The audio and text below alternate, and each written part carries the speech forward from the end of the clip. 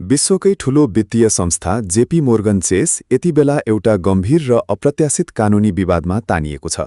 यसपटक आरोप लगाउने व्यक्ति अरू कोही नभएर सोही ब्याङ्कका नेपाली मूलका पूर्व वरिष्ठ उपाध्यक्ष हुन्।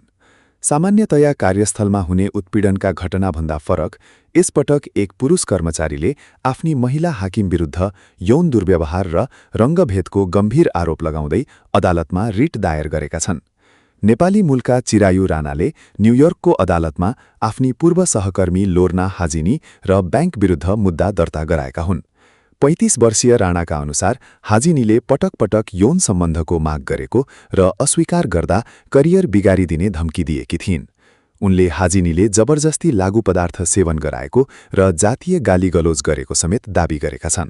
सन् 2025 को मे महिनामा उनले ब्याङ्कमा उजुरी दिएका थिए, तर ब्याङ्कले प्रमाण अपुग भएको भन्दै उनलाई नै असहयोगी मानेको थियो।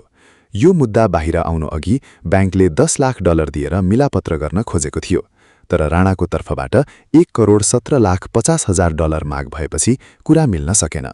अहिले जेपी मोर्गन र आरोपित दुवैले यी सबै आरोपलाई बनावटी भन्दै अस्वीकार गरेका छन्।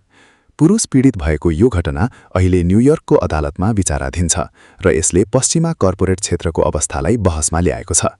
निष्कर्षमा भन्नुपर्दा नेपाली मूलका पूर्व वरिष्ठ उपाध्यक्षले विश्वको प्रतिष्ठित ब्याङ्क र आफ्नी पूर्व हाकिम विरुद्ध न्यायको माग गर्दै एक गम्भीर कानूनी प्रक्रिया सुरु गरेका छन्।